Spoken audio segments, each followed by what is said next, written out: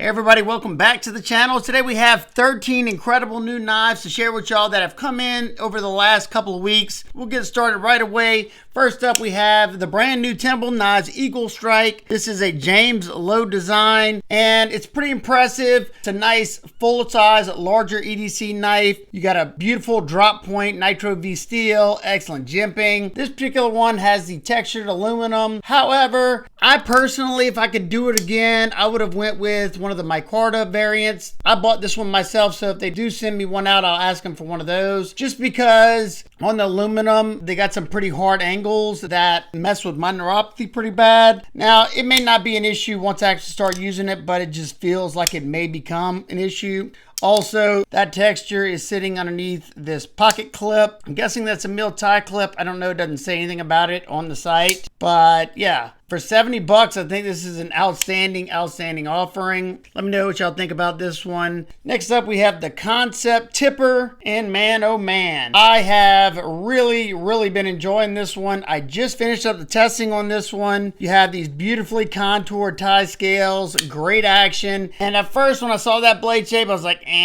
but boy, was I wrong about it. Talk about, well, I'm not going to go too far into it because my review is going to drop pretty soon on this one, I would think. I just got to finish editing the content. This is a Edgy Blade Works design. There's his maker's mark right there. And this one is in S35VN.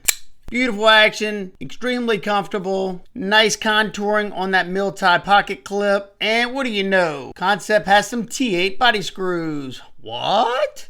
Any of the knives you see in this video, if they are available, I will link them all down below in the description. Number 3, we have the new Sencut Aasi. I picked this one up off of Amazon. It was super affordable. I think it was like 40 bucks or less. And I was bummed out whenever I saw them discontinue the Sencut Watuga. So this one is probably going to take that one's place for me. It's got a nice thin hollow grind on it. Same 9CR18, beautiful action, flipper and thumb studs. I just wish you don't see them using as much micarta. That's one thing I would have loved to see, like on my Watuga. I have the micarta variant, and yeah, I would have went with that. Look at that nice top swedge. This is a good one. It's a nice full-size EDC knife. A good bit left over. Reversible deep carry pocket clip. Smooth like always, and I'm sure sharp as all get out. Number 4, we have the Alton's M060. It has contoured carbon fiber. This one has like green hues in it. I don't know if you can see that, but I can see it through this side. This side's got a brighter one. They got other colors, a few different colors. It's like, it looks like a marbled carbon fiber. Titanium frame, titanium backspacer, hidden lanyard post, mill tie pocket clip, beautiful action, and that stunning laminated SLD magic blade. So you have your laminated steel here. I don't know, I forgot what the steel is. And then you have the SLD magic sandwiched in between it right here. What's cool about this one is it's got a convex edge on it, and you can see how little that micro bevel is right there. And talk about ridiculously sharp. It's not an adjustable crossbar lock, but they did a great job of dialing in that tension, and that's all I really care about. I'm pretty sure in the box they give you a spare set of mega springs too. When I do the full video, I will try to remember to check that for y'all. And I think they deliver very high value for your money. Number 5, we got another one coming from Tac Knives. This is the Zipper. You got a nice aluminum frame with some perfect milling texture. I mean, it offers the perfect amount of texture. I like the size on this one. It's an out the front utility knife. This isn't the first out the front utility knife I've ever owned. I bought this one a long time ago off of Amazon, and I like this one. However, this one only accepts certain blades, and I hate that. This one accepts all the standard blades we have in the US, so, or at least all the ones I have. That's huge for me. It got a quick swap blade right here. You just push this tab that way and you can pull the blade out, push it back in. Comparing these side by side, this one feels like a chunky piece of junk compared to this one. Also, the top blade carrier on this one is kind of rough and a little uncomfortable, especially down here as well, because you can choke up like this. This one, they've rounded over those edges, so it's nice and comfortable. Put my finger. This side's not sharp either, so you get what you pay for. And then the action on this one outstanding. I already know Tac Knives does a great job with their out the fronts. This one I've had several misfires from. This next brand, I don't know how I'd never heard of them before. Latima and Victorium cutlery. This is their third design, the Virtue. In the description of the knife, it says he's reimagining the classic Barlow pattern with industrial cues of the 1911 pistol. So you have a flipper, you have a sheep's foot blade, smooth button lock action, and I'm not a huge flipper only fan. When I saw this rail underneath the spine right there, I was hoping, and luckily I was correct, I can reverse flick off of that. Now, because of the flipper tab, I just get a 4-finger grip, so if you have large, extra large hands, this one might be a little small for you. You got nice contouring on those tie scales. M390 steel at Rockwell from 60 to 61, I think, HRC. Let me know what y'all think about this. Hopefully I'll get enough time to test and review this one. You know, it's my own personal knife. I bought this, so sometimes those don't get reviewed because I have to take care of obligated videos. Number 7, we have the Kershaw Broadside, another one that I bought myself. But there are some things that I just don't really understand because this is not a cheap knife. I think it was close to 80 bucks. Now, it is a large knife. I don't love the color G10, but I'm okay with it. It's like a coyote. And then not too sure why they did this. I guess to hide the pivot, or they were having trouble with the sides popping up because you got this side open. You have a deep carry pocket clip. I don't love these clips because my pants will get hung up in there, but at least this one doesn't wrap around the backside. It is reversible, great action, and I think it's just because I love that blade. You got a versatile D2 blade. And when I first got this, I was like, man, this is kind of hefty. That's because the stainless steel liners on this one have no weight relieving. So it's not like ridiculously heavy, but it's definitely hefty. Beautiful action. We reviewed the Golden Design Works caliber on the channel, and I immediately pre-ordered the caliber after I reviewed that. And this is a large knife. I think it's a 4-inch blade on it. It's a pretty big knife. Now, it is pretty streamlined. Well, I just got in the Golden Design Works sub caliber, and this one is EDC Perfection. This one has the small diamond texture on it, or knurling. This one has the dimpled texture. I gotta say, I love the dimple texture too. A contouring on those tie scales, best text the OEM on these. You have the back flipper, front flipper, and my favorite, the blade hole. And then this one is his button actuated frame lock. He's the man who came up with that.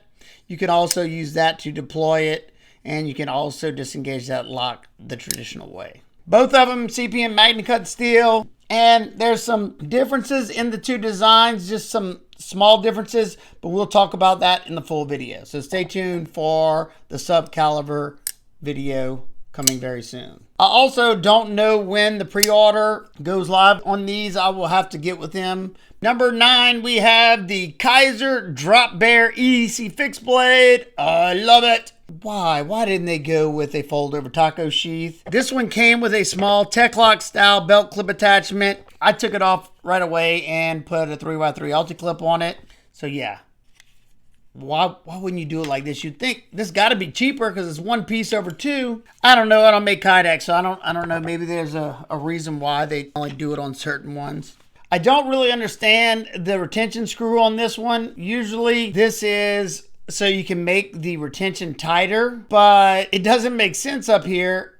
And once again, I don't make Kydex, but to me, it'd be common sense that this screw would be down here because your first point of contact, I think, is back here. Yeah, it feels like it's the little nub right there. And the reason I say that is because no matter how tight you make that, it doesn't change the tension at all on this sheath. So I don't understand why they did that. It doesn't really make sense. But that said, I've been hoping they do this fixed blade. So you got a very compact fixed blade. I mean, very compact. I did a short on this, and if you own the nice Lander 4, you'll know how compact. If they're not identical in length, they're very, very close. The Drop Bear fixed blade may be a little bit longer. They got about the same handles, but the Drop Bear handle is easier for me to get a 4-finger grip on because they have this forward finger choil with some jimps there. Got a nice long row of jimping here. I'm pretty sure Kizer made this too, and it's just, I don't know. Knives also has the sheath foot, and Kizer did a sheath foot drop bear. And a clip point drop bear, which Knives did a clip point lander, so I don't know. Ben Peterson, the owner of Knives, also designed the Cindy with Civivi, and on the Cindy, he put the metal toothpick and the tweezer. The drop bear not only has a toothpick, it's a little shorter, and on this side, you have your tweezers. Well, one cool thing is, at least if you lose the tweezer or the toothpick, they give you an extra set in the box. So that's a nice touch. Now listen, I'm not saying Kizer copied, it's definitely not a copy. They're two different designs. This one's a more plain drop point blade. This one has a wider blade. It's got a swedge. And they're different knives. Now, did they get this idea from Ben? I don't know. Maybe they did. Maybe they didn't. Y'all can let me know y'all feedback on it. So yeah, I think this one's going to be super popular. If you ever wanted to get into an EDC fixed blade, this is an excellent one to start with. Burlap micarta that's contoured. It's nice and thin, so it's easy to carry. I might even get a minimal sheath made for it. This one has a great wash finish, and it's in 14C 28N. I love that they put a set of jimping right there. That is fantastic. If you're doing, a pull cut or like a saw in motion cut, that is great. Number 10, we have one coming from Olive Knives. This is the Lenta, and it's a lot bigger than I expected. This is a pretty expensive knife, and I will tell you why in just a second. So this one has a crossbar lock. Check it out. Kind of like on the Benchmade Anthem, except you got a coil spring on both sides instead of just having that one that has the piston in it. It has very smooth action, and it looks like those are just massive phosphorus bronze washers. This is a very smooth knife. Now, currently, the Lenta, you only can get the FRN scales, but they will be offering it in G10 and aluminum. Look at those huge chain ring bolts right there. So there's no dedicated lanyard, but you could always tie a lanyard through the chainring bolt if you want. The pocket clip's deep carry, and it is reversible. Stainless steel liners. Looks like they've been pocketed out in there, and looks like your FRN's been pocketed out. Initially, it feels really comfortable. I like the way they set up this portion so you can choke up. You got nice thin blade stock. The blade is what makes this one so expensive. This one is another knife, and on the side it says toughened tungsten carbide, and it has Scandi edge, and I think they said it's a Scandivex maybe. And as you can see, there's no micro bevel there. It doesn't look like it. Talk about sharp. It has a brushed satin finish on it. They got 2 patents pending on this one. I wonder what the patent's on. I wonder if it's on their process on the tungsten carbide. I also bought a long time ago the Sandra Knives Torino. As you can see, it's a much bigger knife than the Torino. And another difference from the Torino to the Lenta, the Torino has a Scandi grind, but they also put a micro bevel there. This one's not the best slicer, and I think the Lenta knife looks more like a knife. This one's it looks like a toy to me. This one has a super lock, or their recoil lock. They even said it's a modified super lock. This one's Italian made. Olive Knives is a US company. I gotta find out if they make these or they get them OEM somewhere. I don't know. I don't know much about Olive Knives. They just reached out to me. I think the HRC on their tungsten carbide, I think is 71, if I remember correctly. So I'm interested to see with that zero ground Scandi if it's gonna be chippy at all. I'm just gonna do my normal testing, which is not anything hard. It should be able to handle all of it. So number 11, we have the Trivisa Lamb. Does that look familiar to any of y'all? It looks a lot like the Vosteed Moral. The Moral, the blade comes down more like a drop point,